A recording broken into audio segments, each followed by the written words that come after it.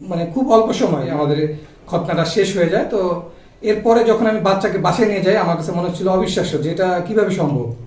তো প্রায় আলহামদুলিল্লাহ গত 4 দিন তেমন কোনো সমস্যা হয়নি, কিন্তু ডাক্তার সাহেব আমাকে প্রতিদিনই প্রায় খোঁজখবর নিতেন। আমি 1-2 বার নিয়েছি। উনি আমাকে আজকে গতকালকে রাত্রে ফোন করেছিল যে আপনি আজকে আসেন, আপনি এটা খুলে দেওয়া হবে ডিভাইসটা। তো আমার মনে হয় যে আপনারা যদি এই কসমেটিক সার্জারি করেন তাহলে ভবিষ্যতে আপনার বাচ্চারা সবচেয়ে ভালো হলো এবং কষ্টটা অনেক কম হবে। আপনার পিতামাতা হিসেবে, অভিভাবক হিসেবে আপনাদের অনেক কম কষ্টটা লাভ হবে। হয় যে বাচ্চার যে আপনাদের মনের একটা প্রশান্তি, আমার আশা যে আপনার এটা সর্বোচ্চ 100%ই পাবেন।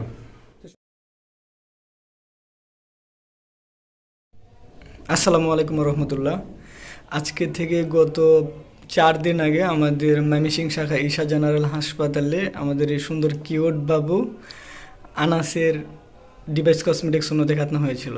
আজকে আলহামদুলিল্লাহ আমরা আনাসের আব্বু আমাদের ভাইয়ার কাছে আমরা জানবো যে আলহামদুলিল্লাহ ওনার কাছে পুরো ব্যাপারটা কেমন লাগলো বা উনি কীভাবে ডিভাইস কসমেটিক্স খাতনার সিদ্ধান্ত নিলেন।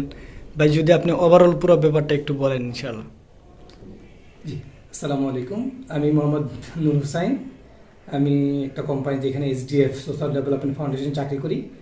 তো আমি সোশ্যাল মিডিয়াতে একদিন স্ক্রলিং করতে করতে, ফেসবুকে স্ক্রল করতে করতে হঠাৎ একদিন, এটা একটা কারণও ছিল অবশ্য, আমার এক কলিগের সে শূন্যতে খাতনা করেছিল, মেডিকেল থেকে করাবে এরকম। তো আমি একদিন হঠাৎ করে দেখলাম শূন্যতে খাতনা কি, বর্তমান কি লেটেস্ট প্রযুক্তি আছে। তো তারপরে আমি একদিন ফেসবুকে ইয়েতে দেখলাম যে একটা অ্যাড আসছে, ফাতেমা কসমেটিক্স ডিভাইস। তো সেটা দেখলাম যে ময়মনসিংহে। তো আমি চিন্তা করলাম যেহেতু আমি ময়মনসিংহে আছি, একটু খোঁজ খবর নিয়ে রাখি, পেজটাতে লাইক দিয়ে রাখলাম যে পরবর্তীতে আমার কখনো হলে আমি এখানে যোগাযোগ করতে পারবো। তো পরে আমার যখন বাসায় এরকম আলাপ হলো যে আমাদের বাচ্চাটাকে একটু সমস্যা ছিল প্রসবের সময়, তো আমরা মন থেকে খুঁতখুঁতিটা দূর করার জন্য চাইলাম যে একটা শূন্যতে খাতনাটা করে ফেলি। পরে জাস্ট ওনাদের সাথে একটু যোগাযোগ করলাম যে এটা কিভাবে কি হয়। আমার সাথে যেমন যে আমাদের আশিক ভাই আছে ডাক্তার সাহেব, ওনার সাথে আমি পার্সোনালি অনেকক্ষণ এই বিষয়টা নিয়ে আলাপ করলাম যে কিভাবে কি হয়, কিভাবে করে। তো আমরা তো ছোটবেলা যেটা করেছি, খুব ভয়ের ভীতি একটা আমার ভিতরে কাজ করতো। তো পরে আমি ওনাকে বলার পর উনি বললো যে এটা কোনো ব্যাপার না, আপনি একদম প্যান্ট পরে যেভাবে আপনার বাচ্চাকে নিয়ে আসবেন ঠিক একইভাবে আপনি আপনার বাচ্চাকে ওভাবে প্যান্ট পরে আবার বাসায় নিয়ে যেতে হবে। এটা আমার কাছে একটু অসম্ভব, মানে অবাস্তবের মতো মনে হয়েছিল যে আসলে কি এটা শুধু করানোর জন্যই কথা বলা না অন্য কিছু। তো বাস্তবে চিন্তা করলাম থাক দেখি একবার কি হয়। আমার পরিচিত কারোর মধ্যে এরকমটা হয় নাই, যার কারণে আমি একটু ভরসাটা কম পাচ্ছিলাম। তো আশিক ভাই প্রায় ডাক্তার সাহেব আমাকে প্রায় বেশ কয়েকবার আমার সাথে এটা নিয়ে কথা হয়, ওনার সাথে কথা হয়। আমি শাখা জেনারেলে আসি, এসে এখানটা দেখি যে কী ব্যবস্থা। পরবর্তীতে গত বুধবারে আমার বাচ্চাকে নিয়ে আসি এবং মানে খুব অল্প সময়, মনে হয় 30 মিনিটের মতো সময় লাগেনি, কম সময়ের ভিতরে আমাদের খতনাটা শেষ হয়ে যায়। তো এরপরে যখন আমি বাচ্চাকে বাসায় নিয়ে যাই আমার কাছে মনে হচ্ছিল অবিশ্বাস্য যে এটা কিভাবে সম্ভব। তো প্রায় আলহামদুলিল্লাহ গত 4 দিন তেমন কোনো সমস্যা হয়নি, কিন্তু ডাক্তার সাহেব আমাকে প্রতিদিনই প্রায় খোঁজখবর নিতেন।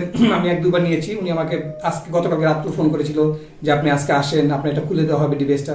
তো ভাবতেছিলাম যেটা আসলে কতটুকু কি। তো আলহামদুলিল্লাহ আমার কাছে মনে হয় যে এটা যেহেতু প্রযুক্তিটা চলে আসে, তা আমার কাছে মনে হয় যে অবশ্যই আমাদের প্রযুক্তিটাকেই গ্রহণ করা উচিত। মানে উল্টাপাল্টা না করে, আমার যেহেতু একটা আদরের সন্তান বা ভাইস্তা যে যার যার যেটা হয়, আমার মনে হয় যে আপনারা যদি এই কসমেটিক সার্জারি করেন তাহলে ভবিষ্যতে আপনার বাচ্চারা সবচেয়ে ভালো হলো এবং কষ্টটা অনেক কম হবে। আপনার পিতামাতা হিসেবে, অভিভাবক হিসেবে আপনাদের অনেক কম কষ্টটা লাভ হবে। হয়তো বা আপনাদের টাকা একটু যাবে, কিন্তু আপনার যে বাচ্চার যে আপনাদের মনের একটা প্রশান্তি, আমার আশা যে আপনার এটা সর্বোচ্চ 100%ই পাবেন। তো সবাইকে ধন্যবাদ। আসসালামু আলাইকুম।